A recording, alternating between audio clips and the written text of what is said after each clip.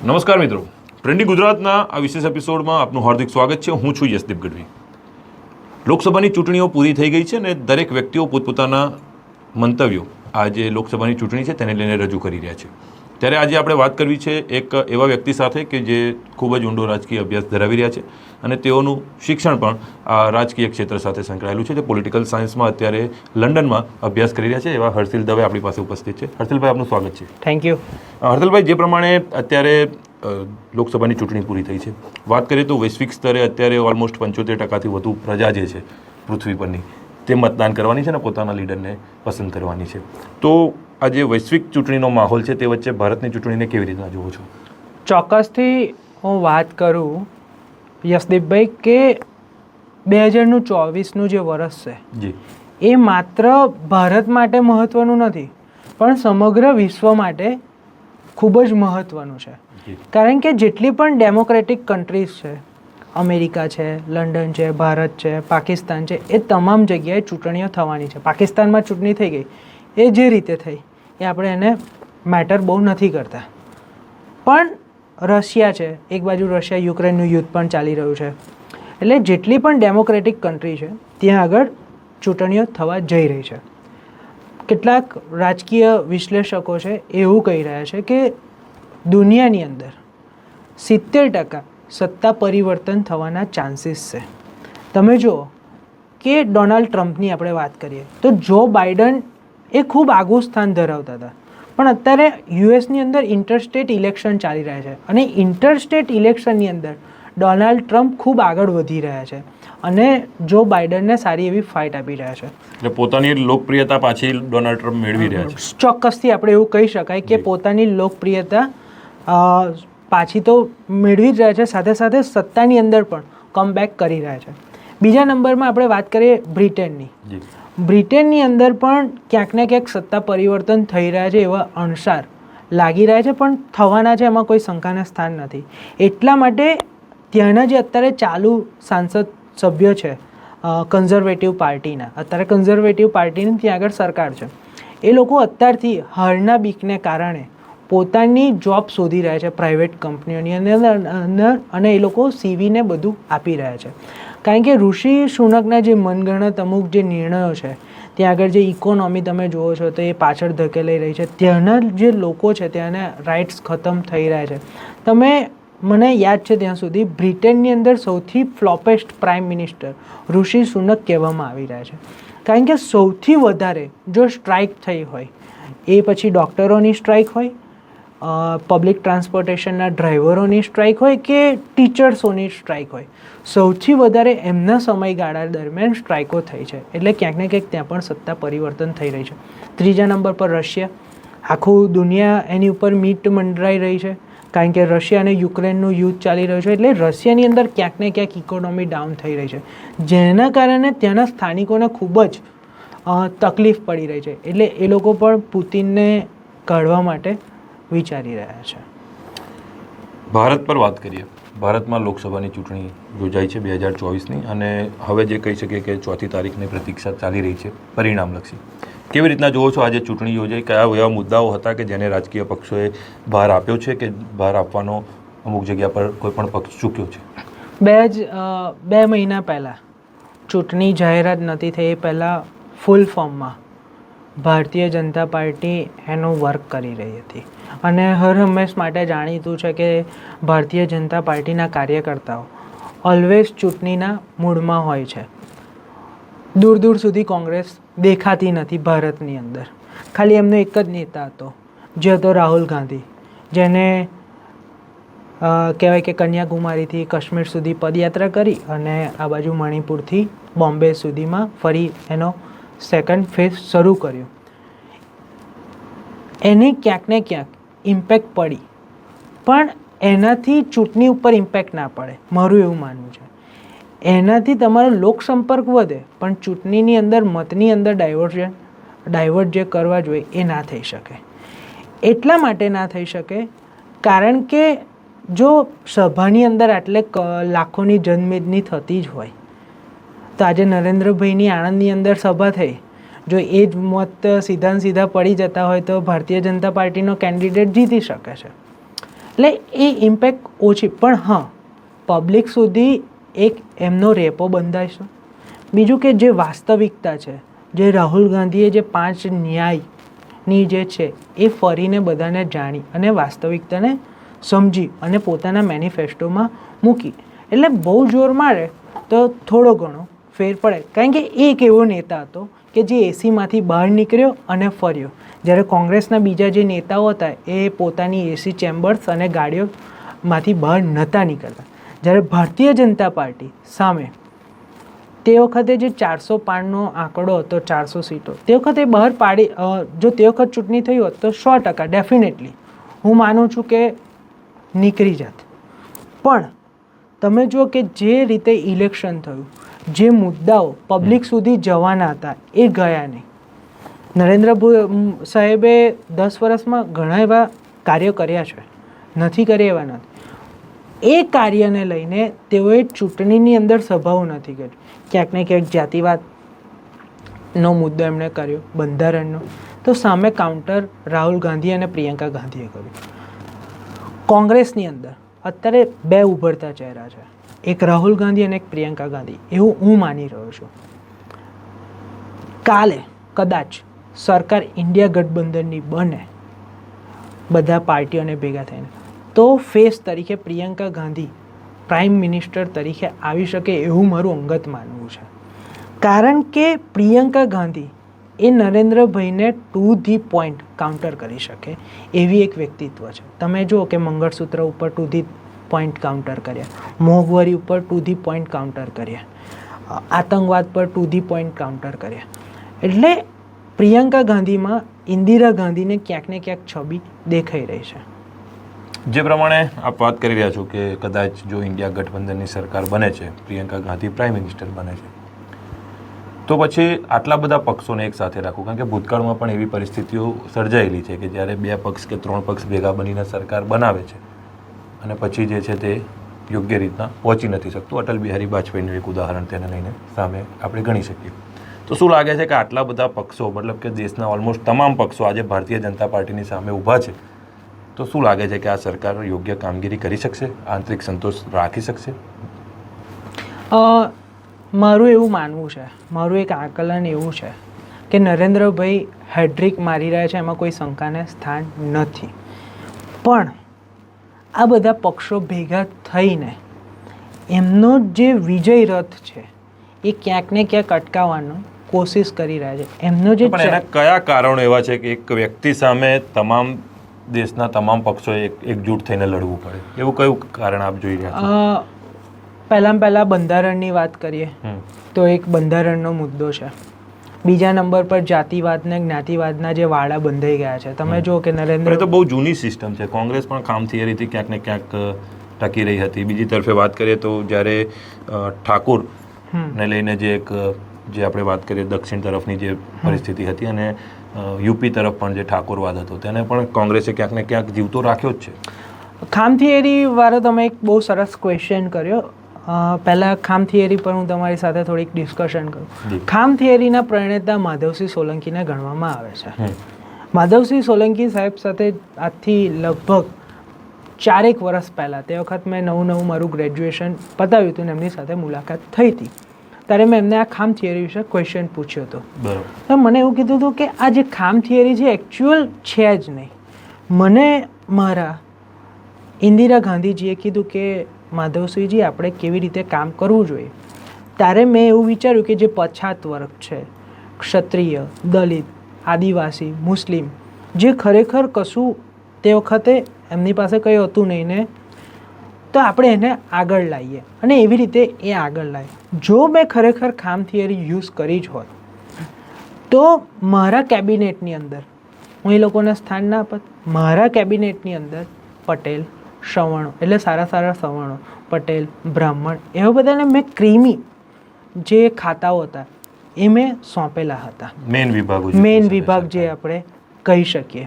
એટલે કામ નરેન્દ્રભાઈ મોદી પણ એ જ ફેક્ટર ઉપર થોડું ઘણું કામ કરી રહ્યા છે. તમે જુઓ કે બિહારની અંદર ઠાકોર સમાજના વોટ બહુ છે, એટલે એમણે કપૂરી ઠાકોરને શું કહેવાય કે ભારત રત્ન આપ્યો. સાઉથના લોકોને આકર્ષવા માટે સાઉથમાં ભારતીય જનતા પાર્ટી ક્યાંક ને ક્યાંક ખૂબ જ નબળું પ્રદર્શન કરી રહી છે. એટલે એ નબળા પ્રદર્શનને રોકવા માટે એમણે એક ખેતી વિશ્લેષક જે MSPનું જે આપ્યું એમને ભારત રત્ન એવોર્ડ આપ્યો. એટલે ઘણા બધા ફેક્ટર્સ હિન્દુત્વવાદને માટે લાલકૃષ્ણ અડવાણીને પણ એમને ભારત રત્ન એવોર્ડ આપ્યો. એટલે તમે જો કે એ બધી જ્ઞાતિઓને પોતાની સાથે જોડવા માટે અને આ ફેક્ટરને શાંત કરવા માટે એમને ભારત રત્ન એવોર્ડ આપ્યો. રામ મંદિર બનવાનું હતું. તમે જો રામ મંદિર જ્યારે બનવાનું હતું તો નરેન્દ્રભાઈ મોદીએ સાઉથ ઉપર વધારે ફોકસ કર્યું. સાઉથના મંદિરોમાં ગયા જ્યાં જ્યાં રામ ભગવાન રામજી નો જીવન છે એ સાઉથ સાથે સંકળાયેલું હતું. એને પોલિટિકલ સાથે કઈ રીતના જોડી શકાય? ભારતીય જનતા પાર્ટી જો ચૂંટણી જીતતી હોય તો માત્ર ને માત્ર 3 મુદ્દા ઉપર જ ચૂંટણી જીતે છે. એક રાષ્ટ્રવાદ, હિન્દુત્વ અને લાભાર્થી. જે કોંગ્રેસ પાર્ટીએ પણ સ્વીકારવા જેવી વસ્તુ છે કે સૌથી મોટામાં મોટો એમનો જે પ્રશ્ન છે એ હિન્દુત્વનો છે.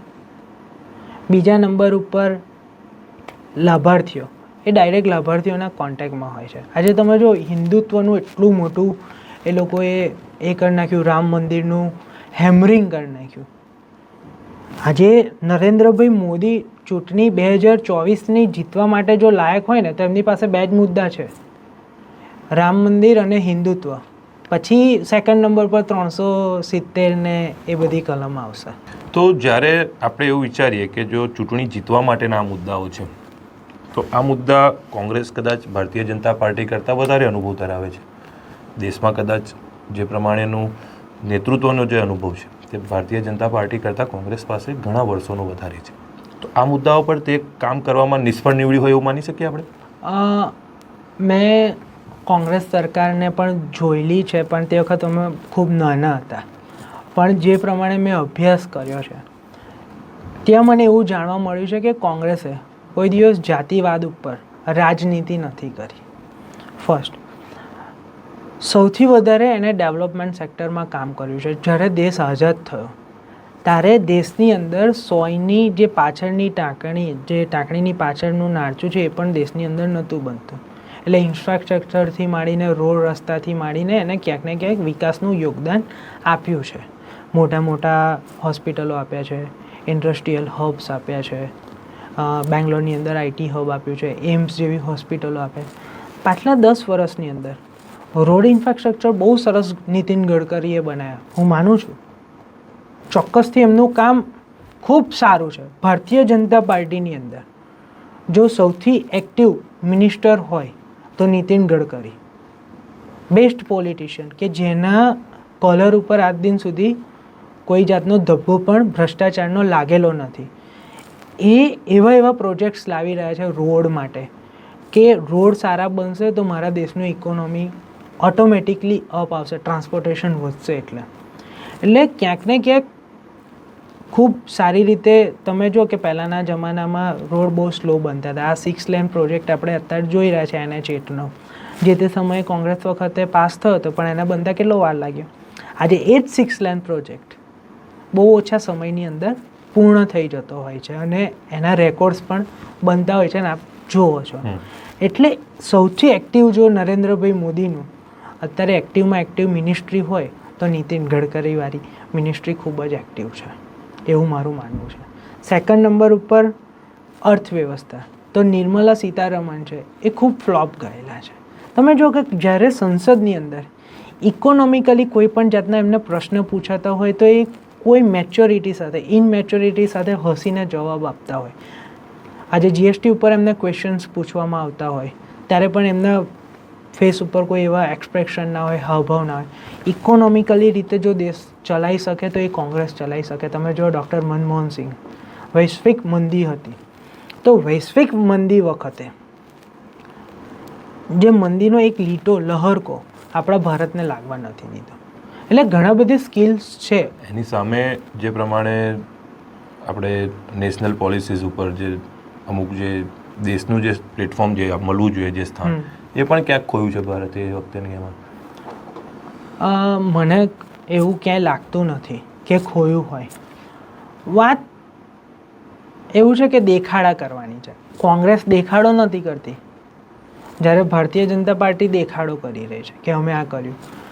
સર્જિકલ સ્ટ્રાઇક કોંગ્રેસના સમયમાં ઘણી બધી થઈ છે, તમે જુઓ, પણ કોઈ દિવસ દેખાડો નથી કર્યો, એની ઉપર પણ મત એને કોઈ નથી જગ્યાએ માંગ્યો. મૂકવામાં પણ નથી આવી ખુલીને પ્રજા હા. સામે. જો કામગીરી થઈ રહી છે તો પ્રજા સામે નહીં મૂકવાનું એ ગણિત પ્રજા કેમ નહીં સમજી શકે? અમુક જે મુદ્દાઓ છે, સર્જિકલ સ્ટ્રાઇક છે, તો શું આજે સર્જિકલ સ્ટ્રાઇકની જાહેરાત થઈ એ પ્રજાને નથી ગમી એવું કેવું છે આપનું? 100% ગમી છે. તો કોંગ્રેસે કરી દીધું તો એ વખતે કેમ ના મૂકવામાં આવી? કોંગ્રેસ એની ઉપર રાજનીતિ રમવા નથી માગતી. તમે જો કે કોંગ્રેસના સમયે ઇન્દિરા ગાંધીએ પાકિસ્તાનના 2 ભાગલા પાડી દીધા, બાંગ્લાદેશ છૂટું પાડી દીધું, પણ કોઈ દિવસ એવું તો આજે પણ એનું એપ્રિસિએશન ઇન્દિરા ગાંધીને આપવામાં આવે છે, જે આવે આપણે છે. વાતમાં આપી ના, રહ્યા ના, આપણે 100% આપી રહ્યા છીએ. બાંગ્લાદેશ પણ આપી રહ્યું છે અને દેશમાં પણ એની વાત થઈ રહી છે કે જે તે વખતની ભારત સરકારે આ સમગ્ર વિષયને ખૂબ ગંભીરતાથી લીધો હતો ને તેનું હકારાત્મક પરિણામ વૈશ્વિક સ્તરે નોંધ લેવાઈ હતી.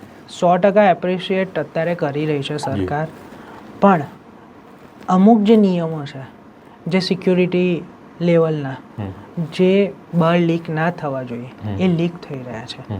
જે સર્જિકલ સ્ટ્રાઇક છે એ લીક ના થવી જોઈએ, એ અંદર ખાનેના કર્યા ઓપરેશન પછી તો જાહેર થાય ને હર્ષિલભાઈ, કેમ ના થાય? 100%. જેમ કે આપણે ઇન્ટરનેશનલ એક ઇસ્યુઝ ચાલતો હતો ઓસામા બિન લાદેનનો, યસ, બરાબર, તેના લાઈવ ફૂટેજીસ યુએસએ ડિક્લેર કર્યા હતા, એવિડન્સ સાથે કર્યા હતા કે અમે આ રીતના પહોંચ્યા છે, આ રીતના માર્યા છે. તો જે વસ્તુ છે નેશનલ પોલિસીઝ સામે આવી રહી છે, દેશના આંતરિક સુરક્ષા પર પ્રશ્ન થઈ રહ્યો છે, તેની અગેન્સ્ટમાં જો વળતો જવાબ કંઈક આપવામાં આવે છે તો તમારી દ્રષ્ટિએ પુલવામા પર ખાલી બેસણા થવા જોઈતા હતા અને શ્રદ્ધાંજલિની રેલીઓ નીકળવી હતી, એ થવું જોઈતું હતું. તો સર્જિકલ એનો જવાબ આપ્યો છે જ્યારે કોઈ દેશે, તો એ કેમ ન સ્વીકારવું જોઈએ ને? એને રાજકીય રંગ જો પ્રજા વિચારી રહી હોય, જો એને યોગ્ય રીતે માની રહી હોય, તો પછી આપણે કેમ ન માનવું જોઈએ વસ્તુ? 100% કે અને જો નથી જ માનવું તો કોંગ્રેસ કેમ વિરોધ કરે છે કે આ મુદ્દા પર કેમ રાજકારણ થઈ રહ્યું છે? કોંગ્રેસે કરી છે તો એમણે સ્પષ્ટતા આપીને એના પુરાવા સાથેની પ્રજાનો વિશ્વાસ જીતવાની એ વખતે જરૂર આપને નથી લાગતી કે પક્ષે મોટી ચૂક કરી છે પ્રજાને વિશ્વાસમાં રાખવાની? 100% હું એ વાતને માનું છું જી કે ક્યાંક ને ક્યાંક કોંગ્રેસ આ મુદ્દા ઉપર બેકફૂટ છે. એમાં કોઈ શંકાને સ્થાન નથી, કારણ કે એને દેખાડો ના કર્યો, એને પ્રજાને બતાવ્યું નહીં કે અમે આ કર્યું છે. જ્યારે નરેન્દ્રભાઈએ કર્યું અને દેખાડો કર્યો. ઓસામા બિન લાદેનની આપણે વાત કરીએ, તે વખત બરાક ઓબામાની 2nd ટર્મની ચૂંટણી હતી, એમને કમબેક આવ્યું હતું, એટલા માટે બરાક ઓબામાએ એના લાઈવ ફૂટેજ કર્યા અને સારો એવો યુઝ કરીને પાછો કમબેક લાવ્યા. સેમ સિચ્યુએશન નરેન્દ્રભાઈની હતી પુલવામા વખતે, એમને કમબેક આવ્યું હતું, એટલે સર્જિકલ સ્ટ્રાઇક કરી અને એના એવિડન્સ બહાર લાવ્યા. કોંગ્રેસ બહુ સારી સારી સ્કીમો લાવી, જેમ કે નિર્મળ ભારત, સારી સ્કીમ હતી, એને નામ ચેન્જ કરીને અત્યારે સ્વચ્છ ભારત કરી દીધું. એમાં પણ ટોયલેટ્સ ને બધું બનતું હતું, પણ કોંગ્રેસની એક ભૂલ કે એનું પ્રચાર પ્રસાર સરખી રીતે કર્યું નહીં, લાભાર્થીઓ સુધી એ પહોંચ્યા નહીં, લોકો સુધી એ યોજના પહોંચી નહીં ક્યાંક ને ક્યાંક રીતે. હર્ષિલભાઈ, કોઈ પણ સરકાર બનશે, પ્રજાની માંગો એ છે, પ્રજાની જરૂરિયાતો એ જ છે. સરકાર બદલાવાથી પ્રજાની જરૂરિયાતો કે એની માંગ નથી બદલાઈ જતી. તો જ્યારે તમે તેને માંગ સંતોષી રહ્યા છો, જ્યારે પ્રજા સુધી તેની યોજનાઓ થકી તમે લાભ પહોંચાડી રહ્યા છો, તો પછી એનો પ્રચાર પ્રસારનો અને આને યોજનાઓનો લાભ પહોંચવાને કોઈ જગ્યાએ મને નથી લાગતું કે સમતોલન હોય, કારણ કે જ્યારે પ્રજા મત આપવા જાય છે તે પોતાના અંગત વિચારોથી મતદાન કરતું હોય છે, નહીં કે કોઈને તમે લાગો છે તમને કે મતદારો ઇન્ફ્લુઅન્સ થઈ શકતા હોય આ બધા વિષયોથી? ક્યાંક ને ક્યાંક અમુક મતદારો ઇન્ફ્લુઅન્સ થતા હોય ને ક્યાંક ને ક્યાંક ના થતા. મેજોરિટી નથી થતા. મેજોરિટી નથી થતા. ઘણું દુઃખ સાથે તમારા આ ટ્રેન્ડિંગ ગુજરાતના માધ્યમથી કહેવું પડે છે કે આપણું ભારતનું જે યુવાધન છે એ વોટ્સઅપ યુનિવર્સિટી અને ફેસબુક યુનિવર્સિટીમાં બરબાદ થઈ રહ્યું છે. સત્ય તેને સ્વીકારતું નથી અને ફોરવર્ડેડ મેસેજ કરતા હોય છે, અને એની અંદર ઘણી બધી નેગેટિવિટી ફેલાતી હોય છે, અને એ જ ઇન્ફ્લુઅન્સ વોટની અંદર કન્વર્ટ થતું હોય છે, અને ક્યાંક ને ક્યાંક એ સત્તાને પણ ડેમેજ કરતું હોય છે. તો કદાચ લાગે છે કે 2024ની વોટ્સઅપ યુનિવર્સિટીમાં કોંગ્રેસે નવા સિલેબસ પોતાના વાયરલ કર્યા હોય? ના, એવું તો ક્યાંય મને હજુ સુધી જોવા નથી મળ્યું. કરવા જોઈએ, હું તો કહું છું કોંગ્રેસે નવા સિલેબસ લાવવો પડે ને અત્યારના ટ્રેન્ડ પ્રમાણે આગળ વધવું જોઈએ. એની જૂનવાળી વિચાર છોડવા પડે. પણ હા, એટલું કહી શકું કે 1997થી કોંગ્રેસ ખૂબ જ તૂટતી ગઈ છે અને પાછી કમબેક નથી થઈ શકી. ક્યાંક ને ક્યાંક એની ઇન્ટરનલ જે પોલિસીસ છે એની ઉપર કામ નથી કરી રહી. જેનું બંધારણ છે એની ઉપર એ કોંગ્રેસ કામ નથી કરી રહ્યું. એના કારણે ક્યાંક ને ક્યાંક કોંગ્રેસને સીધો માર પડી રહ્યો છે. કોંગ્રેસના પ્રેસિડેન્ટની જે ચૂંટણી થતી હોય છે, જે પ્રેસિડેન્ટ બનતા હોય છે, એનો રેશિયો 1 વર્ષને 6 મહિનાનો હોય છે. 2000 પછી હમણાં થોડા વર્ષો પહેલાં ચૂંટણી થઈ અને મલ્લિકાર્જુન ખડગેને નવા પ્રમુખ પદ તરીકે નિમાયા. એટલે કોંગ્રેસને ખબર પડી ગઈ કે હવે આપણે તૂટી રહ્યા છે. એટલે આપણી જે એકચ્યુઅલ પોલિસી છે, જે આપણું એકચ્યુઅલ બંધારણ છે, એને આપણે અમલમાં લાવીએ તો જ આપણે કમબેક કરીશું ને આપણે એની અંદર ઘણા બધા સુધારા કરવા જેવા છે. સોનિયા ગાંધી નો ડાઉટ બહુ સારા લીડર છે. હું એવું માનું છું કે આઈએનસીને એટલે કે ઇન્ડિયન નેશનલ કોંગ્રેસને જો અત્યાર સુધી જીવતી રાખવામાં સૌથી વધારે જો સિંહ ફાળો હોય તો એ સોનિયા ગાંધીનો છે. ક્યાંક ને ક્યાંક સોનિયાજીની કોઠાસૂઝ ને કારણે આ કોંગ્રેસ અત્યાર સુધી ટકી રહી છે ને કામ કરી રહી છે, એવું મારું માનવું છે. ટકવાનું શેના સામે છે હર્ષિલભાઈ? કારણ કે જ્યારે કામ ચાલી રહ્યા છે બજારમાં, તમે કહો છો કે પ્રજા સુધીના યોજનાઓ કોંગ્રેસે પણ મૂકી છે. આપણે કોઈ પક્ષના સમર્થનમાં કે કોઈ પક્ષને વધારે સમર્થન આપવા માટેની આ ચર્ચા નથી, પરંતુ જ્યારે વાત રાજકીય વિશ્લેષણ પર આપણે કરી રહ્યા છીએ તો કયા એવી જગ્યાઓ હતી, કઈ એવી જગ્યાઓ હતી જ્યાં કોંગ્રેસને આ બધું ડેમેજ થતું હતું તે ન જોવાનું અને પોતાના જ મદમાં ચાલ્યા કરવાનું એવો નિર્ણય લીધો હશે? કઈ ચૂક એવી લાગે છે આપને આમાં? બહુ મોટી ચૂક તો મેં તમને કીધું કે એમનું જે બંધારણ હતું એ રીતે એ લોકો ચાલ્યા નહીં. રાહુલનું જે અત્યારે પ્રોજેક્શન જે ચાલી રહ્યું છે રાહુલ ગાંધી ઉપર, અને હવે પ્રિયંકા ગાંધી, કદાચ આ 2024ની ચૂંટણીમાં પ્રિયંકા ગાંધીને એક ફેસ તરીકે કોંગ્રેસે લોન્ચ કરવાનો પૂરેપૂરો પ્રયત્ન કર્યો છે. તો શું લાગે છે કે આ એક જ પરિવારમાંથી સતત પ્રોજેક્શન કરતા રહેવું અને એક પરિવાર સાથે સંકળાયેલા ચહેરાઓને જ પ્રોજેક્શનમાં રાખવા, તો ક્યાંક પરિવારવાદને પ્રોત્સાહન આપતી આ ઘટના ગણી શકાય? આમ જોવા જઈએ તો પરિવારવાદને 100% પ્રોત્સાહન થાય એવી વાત છે. પણ આમ જોવા જઈએ બીજી તરફ સિક્કાને 2 બાજુ હોય, તો બીજી બાજુ આપણે જોવા જઈએ તો ગાંધી પરિવારે અત્યાર સુધી દેશ માટે ઘણા બધા બલિદાન આપ્યા. જેમ કે ઇન્દિરા ગાંધી એ પોતાનું બલિદાન આપી દીધું, એમનું મર્ડર થઈ ગયું. રાજીવ ગાંધીના માનવ બ્લાસ્ટથી એમને ઉડાડવામાં આવે ચિત્ર. એટલે ક્યાંક ને ક્યાંક એ પરિવારનું ઘણું બધું બલિદાન છે. એટલે એને પ્રોજેક્શન કરી રહ્યા છે ત્યાંના કાર્યકર્તાઓને. તેના કાર્યકર્તાઓ પણ માની રહ્યા છે કે અમારા નેતા આ જ છે અને અમે જ એમને નેતા માનીએ છીએ. એટલે એવું મારું માનવું છે કે આપણે સિક્કાની 2 બાજુ જોવું જોઈએ.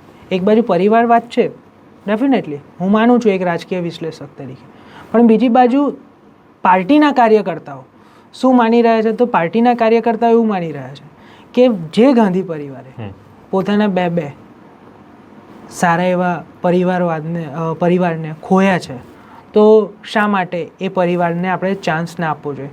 તમે જો પરિવારવાદ ચલાવો જ હોત તો સોનિયાજી પ્રાઇમ મિનિસ્ટર બની શક્યા હોત, પણ એમને ડૉક્ટર મનમોહન સિંહને આગળ કર્યા. એ બધી બહુ દૂરની વાત છે. હવે જમાનો બદલાયો છે, 2024 છે. તમારી દ્રષ્ટિએ કોંગ્રેસના એવા કયા મજબૂત નેતાઓ કે મજબૂત ચહેરાઓ છે કે જે કેન્દ્રનું નેતૃત્વ કરી શકે? મારી દ્રષ્ટિએ કોંગ્રેસના એવા મજબૂત ચહેરામાં હું માની શકું તો એક પ્રિયંકા ગાંધી, બીજા નંબર પર શશી થરૂર, સચિન પાયલોટ, રાહુલ ગાંધી. એવા ઘણા બધા યંગસ્ટર ચહેરાઓ છે કોંગ્રેસ પાસે, ક્રીમી, જેને કોંગ્રેસ જો પ્રાધાન્ય આપે તો 100% કમબેક થઈ શકે છે. ભાજપ પાસે એવા કયા ચહેરાઓ છે જે કોંગ્રેસ માટે ચિંતાનો વિષય બની શકે અને નેતૃત્વ સારી રીતના કરી શકે? સૌથી મોટામાં મોટો કોંગ્રેસ માટે ચેલેન્જિંગ ફેસ ભારતીય જનતા પાર્ટીમાં હોય તો નરેન્દ્રભાઈ મોદી, બીજા નંબર પર અમિત શાહ અને ત્રીજા નંબર પર યોગી આદિત્યનાથ. આ 3 ફેસ ક્યાંક ને ક્યાંક સીધી ટક્કર કોંગ્રેસને આપી રહ્યા છે અને કોંગ્રેસ એ 3ના વિજય રથને અટકાવવા માટે હાલ નીકળી પડી હોય એવું લાગી રહ્યું છે.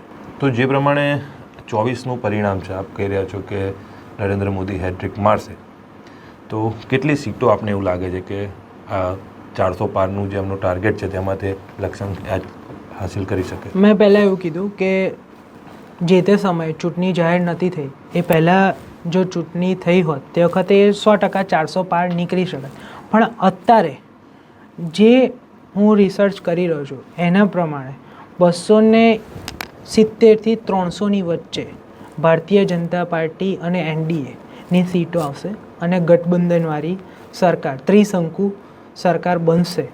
ક્યાંક ને ક્યાંક એમ ભારતીય જનતા પાર્ટી હર હંમેશ આપણે શું કહેવાય ખરીદ વેચાણ સંઘ ચાલુ કરી દેતી હોય એવું ઇલેક્શનના રિઝલ્ટ આવ્યા પછી તરત જ ચાલુ કરી દેશે અને પોતાના તરફ એમપીઝ લઈ આવશે. પટનાયક સાથે ગઠબંધન કરશે અને ઘણા બધા નેતાઓ સાથે ગઠબંધન કરશે અને પોતાની સરકાર રચાવશે એવી રીતે હું માની રહ્યો છું. જે પ્રમાણે હવે આપણે વાત કરીશું આણંદ બેઠક ઉપર. આણંદ બેઠક પર વાત કરીએ તો અમિત ચાવડા કે જે પ્રદેશનું નેતૃત્વ કરી ચૂકેલો ચહેરો, એની સામે મિતેશ પટેલ કે જે 5 વર્ષનું સાંસદીય તરીકે પોતાની સેવા આપી ચૂકેલા વ્યક્તિ, તેની સીધી ટક્કર જોવા મળી. સાથે જ હું જ્યાં સુધી જોયું અને જાણ્યું છે મેં ત્યાં સુધી જે રાજકોટનો જે વિષય હતો પુરુષોત્તમ રૂપાલાવાળો, ત્યારબાદ જે ક્ષત્રિય આંદોલન હતું તેનું એપી સેન્ટર આણંદ કદાચ આપણે માની શકીએ. 100%. કેવી રીતના જોવો છો આ બેઠક પર, કયા પ્રકારનું પરિણામ આવી શકે? ખૂબ કાંટેકી ટક્કર આ બેઠક ઉપર જણાઈ રહી છે. જે પણ ઉમેદવાર જીતે એ ભાજપ જીતે કે કોંગ્રેસ જીતે, બહુ જોર મારે તો 40,000થી 50,000ના વોટથી આ સીટ જીતી શકે છે. મારું એવું આકલન છે કે જો મોદી મેજિક ચાલી ગયો, મોદીજીની સભા આણંદમાં જે થઈ એ ચાલી ગઈ તો 100% મિતેશભાઈ જીતી શકે છે. પણ આ બાજુ એવો સરસ ચહેરો કોંગ્રેસે આપ્યો અમિત ચાવડાનો, જેના કોલર ઉપર આજ દિન સુધી કોઈ ધબ્બો નથી. એ માણસે સડકથી વિધાનસભા સુધી પોતાના વિસ્તાર તો ખરા પણ ગુજરાતના પણ પ્રશ્નોને વાચા આપી. વિધાનસભા દીઠ આપણે વાત કરીએ, ક્ષત્રિય આંદોલનની ખૂબ મોટી ઇમ્પેક્ટ આ લોકસભા સીટ ઉપર પડી છે, એમાં કોઈ શંકાને સ્થાન નથી. 6.5 લાખ ઉપરથી મત ક્ષત્રિયોના છે, એટલે ક્યાંક ને ક્યાંક એમના જીતવાના ચાન્સીસ ખૂબ છે. જો કોંગ્રેસ 7 વિધાનસભામાંથી માઇનસ જો જતી હોય તો એક ખંભાતથી માઇનસ જઈ શકે અને આણંદથી જઈ શકે એવું મારું આકલન છે. મેં જ્યાં સુધી ડેટા એનાલિસિસ કર્યો, જો 2017ની વિધાનસભાની અંદર જે રીતે ચૂંટણી લડાઈ હતી અને જે રીતે લીડ કાપી હતી કાંતિભાઈએ અને એમનો વિજય થયો હતો, જો એ જ રીતે એ જ પેટર્નથી જો વોટ પડ્યા હશે તો 100% 5,000થી 10,000 મત કોંગ્રેસ પ્લસ નીકળે આણંદ વિધાનસભામાં, કાં તો 5,000 માઇનસ નીકળે. ઉમરેઠ વિધાનસભામાં લીડ નીકળવાની 100% સંભાવના છે, કારણ કે ત્યાં આગળ ક્ષત્રિય આંદોલનની ઇમ્પેક્ટ હતી. ત્યાં આગળ બકાભાઈને ગો બેકના નારા મળ્યા હતા. આકલાવ એ અમિતભાઈની હોમ પીચ ગણાય, એટલે ક્યાંક ને ક્યાંક એમના સહાનુભૂતિના વોટ છે, ત્યાં અમારો નેતા છે એવી રીતે એમને વોટ મળે. અને સૌથી વધારે આણંદ લોકસભાની અંદર મતદાન આકલાવ બેઠક ઉપર થયું એટલે ત્યાંથી પ્લસ નીકળી શકે. 3જા નંબર પર આપણે બોરસદ લઈએ. બોરસદની અંદર એમના દાદા ઈશ્વરસિંહ ચાવડા, માધવસિંહ સોલંકી ત્યાંથી નેતૃત્વ કરતા આવ્યા છે અને એ ત્યાં ખુદ રહે છે, એટલે ત્યાંથી પણ કાંઠાગાળાનો જે કમિટેડ વોટ છે કોંગ્રેસનો એ ત્યાં આગળથી નીકળી શકે, એટલે ત્યાંથી પ્લસ. બીજી વસ્તુ સોજિત્રાથી ક્ષત્રિય આંદોલન વધારે વેગ પકડ્યું હતું. આપ જાણો છો અવની બા કરીને જે છોકરી હતી ત્યાંથી એને ઉપવાસ પર ઉતરીને ત્યાં પણ ગો બેકના નારા થયા સોજિત્રા બેઠક પર. પેટલાદમાં પણ 50-50 આપણે ગણી શકાય, કારણ કે ત્યાં પણ ક્ષત્રિયોની વસ્તી છે અને ત્યાં પણ ક્ષત્રિય આંદોલને વેગ પકડ્યું હતું. એટલે ખંભાત વર્ષોથી ભારતીય જનતા પાર્ટીનો ગઢ ગણાતો રહ્યો છે. ખંભાતમાં પણ ક્યાંક ને ક્યાંક ક્ષત્રિય સમાજની નારાજગી આવી હતી, પણ શહેરી વિસ્તાર જે કહેવાય ખંભાતનો ને આણંદનો, ત્યાંથી લીડ કપાઈ રહી હોય કોંગ્રેસની એવું લાગી રહ્યું છે. પણ જો આ રીતે ગણિત ચાલ્યું મારું દ્રષ્ટિએ તો 100% કોંગ્રેસ લગભગ 30,000 થી 40,000 વોટથી જીતી શકે છે. આજે આપ ગણિત સમજાવી રહ્યા છો, આ ગણિત જોતા સ્પષ્ટ લાગી રહ્યું છે કે 2022ની જ્યારે વિધાનસભાની ચૂંટણી હતી ત્યારે આ જ બેઠકો, આ જ પેટર્નથી, આ જ કામગીરી સાથે જ્યારે પરિણામ તમે જુઓ છો તો વિપરીત મળ્યું છે. અમિતભાઈ પોતાના આંકડાઓમાં પણ જે 33,000ની લીડ હતી તે ઘટાડીને સીધા 2700ની લીડ સાથે તેઓ ધારાસભ્ય બન્યા છે.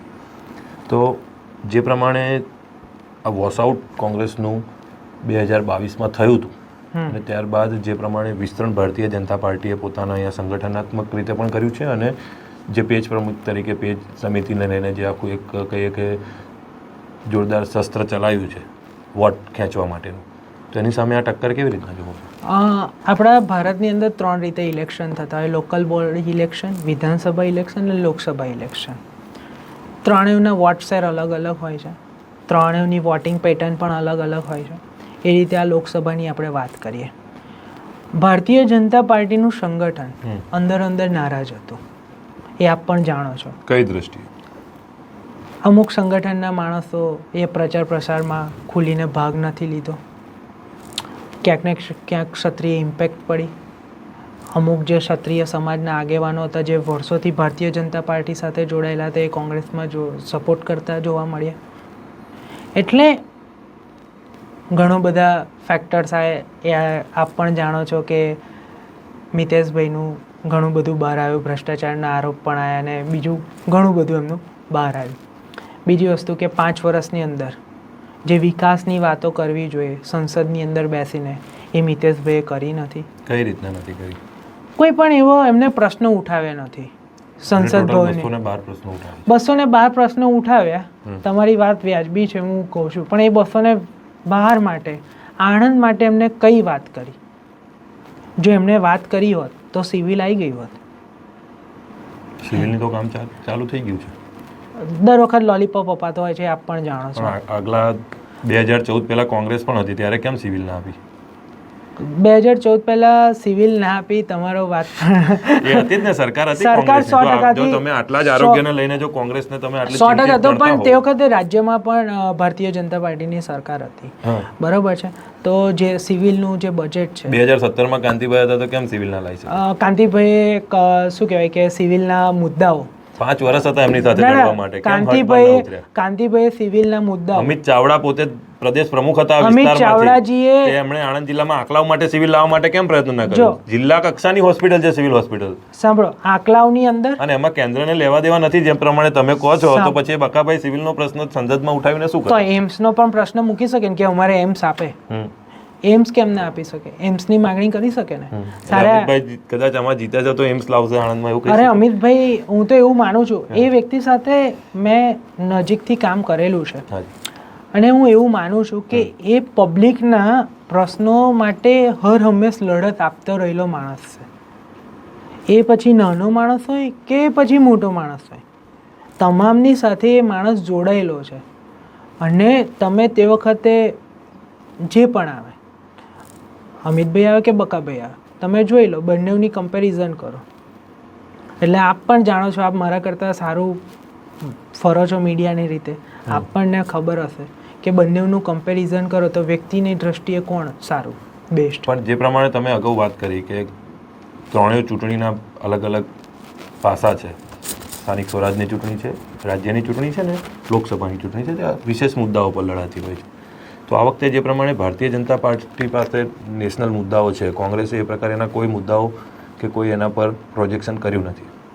સ્થાનિક પ્રશ્નો જે છે તમે કહો છો તો વિધાનસભા માટેના છે, રાજ્યની જે ચૂંટણી યોજાતી હોય તેની માટેના છે. તો કેન્દ્રના મુદ્દાઓ પર આ વખતે ભારતીય જનતા પાર્ટીએ જે પ્રોજેક્શન કર્યું છે તો એ પ્રકારે કોંગ્રેસે કયા એવા કેન્દ્રના મુદ્દાઓ પર પ્રોજેક્શન? કેન્દ્રના 5 જે ન્યાય રાહુલ ગાંધીજીએ 5 ન્યાય, તો શરૂઆતમાં જ આપે કીધું કે ફ્લોપ ગઈ છે ની વાત કરી હતી. પણ આપણે શરૂઆતમાં જ કીધું કે એને વોટમાં કન્વર્ટ નથી કરી શક્યા. હું એવું નથી કહેતો, મેં એવું કીધું. પછી મારો પાછળનો સેન્ટેન્સ તમે સાંભળ્યો નહીં કે રાહુલજી એ યાત્રામાં ફર્યા અને જે પબ્લિક તરફથી ઓપિનિયન્સ આપે એ એમને મેનિફેસ્ટોમાં મૂક્યા છે. હું એવું કહેવા માંગુ, તમે સાંભળજો કે એમને એ મેનિફેસ્ટોમાં મૂક્યા છે. તો જે 5 જે છે મોંઘવારી, બેરોજગારી, આરોગ્ય, શિક્ષણ ક્ષેત્રે એ બધા ઉપર ભાર આપ્યો છે કોંગ્રેસે. કોંગ્રેસના અમિત ચાવડાએ, આપણે આણંદ લોકસભાની વાત કરી રહ્યા છે, તો કોંગ્રેસની અંદર અમિત ચાવડાજીએ લોકલ ઇશ્યુઝ પર ઇલેક્શન લડ્યા છે. સાથે સાથે કેન્દ્રના જે રાહુલજીના મેનિફેસ્ટો છે એ બંનેને ભેગા કરીને. જ્યારે બકાભાઈએ, એમની તમે કોઈ પણ સભા જોઈ લો, એમની કોઈ પણ સ્પીચ જોઈ લો, બકાભાઈએ 5 વર્ષની અંદર મેં આ કામ કર્યું એવું કોલર ઊંચો કરીને એમણે મત માગ્યો હોય તો મને બતાવો. નથી માગ્યો. જો એમને કામ કર્યું જ હોત તો એ કોલર ઊંચો કરીને કહી શકત કે ભાઈ મેં આ કામ કર્યું, તમે મત આપો. એ માત્ર ને માત્ર નરેન્દ્રભાઈના મોં ઉપર અને ભારતીય જનતા પાર્ટી ઉપર વોટ માગી રહ્યા છે. પણ હવે વિપરીત અસર છે. સ્થાનિક લોકોને શું સમસ્યાઓ છે એના ઉપર ફોકસ કરી અમિતભાઈ ચૂંટણી લડ્યા અને એની સીધી ઇમ્પેક્ટ એમને પડી રહી છે, મતમાં કન્વર્ટ થઈ રહ્યા છે. એમનું જનસંપર્ક જુઓ અમિતભાઈનો, કે ગામડે ગામડે એમને કેવો પ્રતિસાદ મળી રહ્યો છે. જ્યારે મિતેશભાઈને અમુક જગ્યાએથી જાકારો પણ મળ્યો છે કે અમારા ગામમાં પ્રવેશવું નહીં, એ કામની બાબતે હોય કે પછી ક્ષત્રિય આંદોલનને રીતે હોય, બંને તરફ. પણ આ બેઠક જો કોંગ્રેસ જીતશે તો મોટામાં મોટો શ્રેય ક્ષત્રિય આંદોલનને જશે એવું મારું માનવું છે. એમાં કોઈ શંકાને સ્થાન નથી. અને ભારતીય જનતા પાર્ટીની જીત માટેના કયા ફેક્ટર ગણો છો? ભારતીય જનતા પાર્ટીના જીત માટેના ખાલી એક જ ફેક્ટર, નરેન્દ્રભાઈ મોદી. બીજું કોઈ એમની પાસે ચહેરો છે? વ્યક્તિગત નેતા તરીકે આપ કેવી રીતના જુઓ છો નરેન્દ્ર મોદીને? નરેન્દ્ર મોદીને જો હું આકલન કરવા જાઉં તો મેં એક પ્રશાંત કિશોરનો એપિસોડ જોયો હતો. એની અંદર મને જાણવા મળ્યું હતું કે એ માણસ સતત દોડતો માણસ છે અને જે કઈ જગ્યાએ ચૂંટણીના કેમ્પેનિંગમાં જતો હોય છે ત્યારે એના લોકલ જે મુદ્દાઓ છે ને એની પાસે આવી જતા હોય છે અને એ એની પર કામ કરતો હોય છે. પણ નરેન્દ્ર મોદીની અમુક પોલિસીસ જે નેશનલ મીડિયા, ઇન્ટરનેશનલ બ્યુરોક્રેટ્સ સે ફગાવી દીધી છે અને ક્યાંક ને ક્યાંક એ ભારત માટે ખૂબ જ શરમજનક બાબત છે. અને ઘણા બધા નેશનલ મીડિયા પણ એમનો સામે અવાજ ઉઠાવ્યો પણ એમને દબાવવાની કોશિશ કરી રહી છે.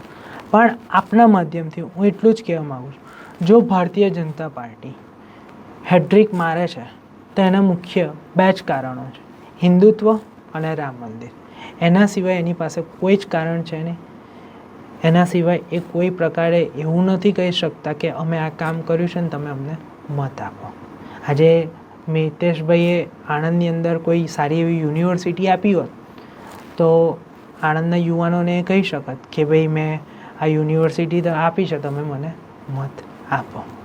કારણ કે અત્યારે જે છે સૌથી વધારે લોકશાહીની અંદર ભારતની અંદર વાત કરીએ તો રેકોર્ડ બનાવ્યો કે વર્લ્ડના સૌથી યંગસ્ટર વોટર્સ ભારત જોડે છે.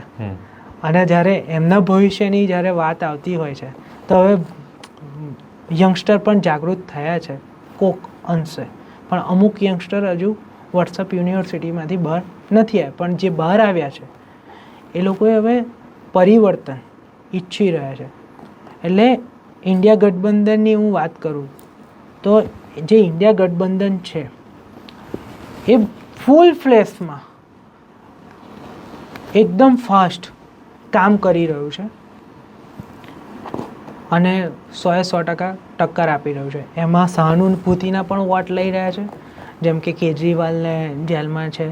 આ બાજુ છત્તીસગઢ નહીં પણ પેલા આદિવાસી બેલ્ટના એક સીએમ છે સોરેન, એ પણ જેલમાં છે. તો એ બધાના સહાનુભૂતિના વોટ બેંક્સ ક્યાંક ને ક્યાંક ક્રિએટ કરીને ઇન્ડિયા ગઠબંધન જોરદાર રીતે ફાઇટ આપી રહ્યું છે. એટલે કોંગ્રેસ એકલી લડવા માટે અત્યારે સક્ષમ નથી એવી રીતે માનો છો? કોંગ્રેસ છે ખરી સક્ષમ, પણ ક્યાંક ને ક્યાંક નબળી નેતાગીરી લાગી રહી છે. કયા નેતાઓની નબળી નેતાગીરી લાગી રહી? મેં તમને પહેલાં જ કીધું કે એક જ નેતા હતો કોંગ્રેસનો કે જે એસીમાંથી બહાર નીકળ્યો અને આખી કોંગ્રેસને ઊભી કરવા નીકળી પડ્યો, અને એ જોઈને જે એટલે એ એસીમાં નેતાગીરી નબળી લાગે છે એવું છે? ના ના ના ના ના જે એસીમાં બેસી રહેનારી છે નેતા, કોણ કોણ ગણો તમે એમાં? એવું નામ ના કહી શકાય ને, પણ ઘણા બધા એવા નેતાઓ કેમ ના છે, કહી શકાય? ઘણા બધા જ્યારે આપણે વિશ્લેષણ કરવા બેઠા છે તો નામ તો આવા જ ના ના હું એવું કહું છું કે ઘણા બધા નેતાઓ એવા છે કે જે એસીમાંથી બહાર એ ના કોણ? નીકળે. કયા નેતા? મોટા નેતાઓ ઘણા બધા જે એસીમાંથી બહાર તમે ના આણંદ માટેના નેતાઓને પણ ગણો છો એમાં? અને આણંદમાં તો એવું કોઈ મને નેતા દેખાયું નથી. એ ઘણા નેતાઓ કોંગ્રેસના આણંદમાં પણ જોવા નથી મળ્યા બહાર ના આવીને ના પ્રચારમાં. જોવા મળ્યા છે, આવ્યા છે. ભરતસિંહ સોલંકીથી માંડીને તમામ નેતાઓ બહાર આવ્યા. કયા કયા તમામ?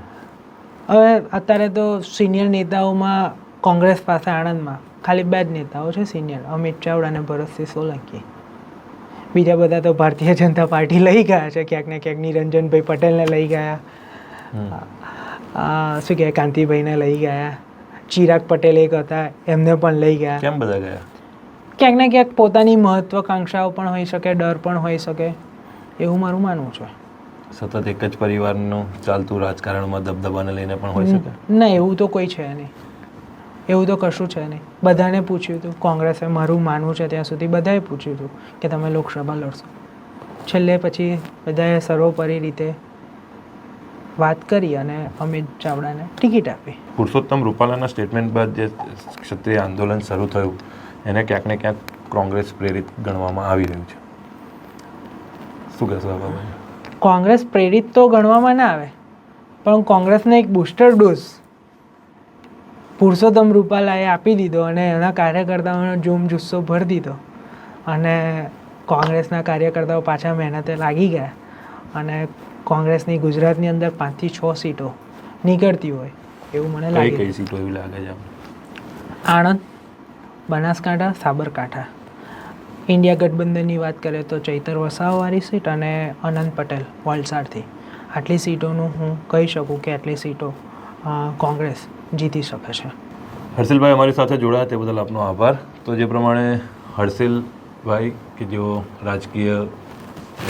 રાજશાસ્ત્ર સાથેનો અભ્યાસ કરી રહ્યા છે અને લંડનમાં અત્યારે તેઓ અભ્યાસ કરી રહ્યા છે, તેઓ આપણી સાથે જોડાયા અને આજે તેમનું એક સિરીઝ ચાલી રહી છે રાજકીય ખણખોતર, કે જે સોશિયલ મીડિયા પર ખૂબ ચાલતી હોય છે, અને તેના જ અમુક અંશો અમે આમાં લેવાનો પ્રયત્ન કર્યો છે. આમાં વાત કરીએ તો આ સમગ્ર ચર્ચાને અંતે અમે જે નિશ્ચય તેમણે આપ્યો છે તે પ્રમાણે 4 થી 5 સીટો પર કોંગ્રેસ આ વખતે ગુજરાતની 26 બેઠકોમાંથી જોર કરે તેવું તેમનું માનવું છે. હવે જે પરિણામ છે તે 4 તારીખે સામે આવશે ખુલીને, અને કયા પ્રકારેનો મતદારોનો મિજાજ રહ્યો છે આ ચૂંટણીમાં તે ચિત્ર વધુ સ્પષ્ટ બની શકશે. મળીએ છીએ નવા એપિસોડમાં નવી ચર્ચા સાથે. ત્યાં સુધી રજા આવશે. નમસ્કાર.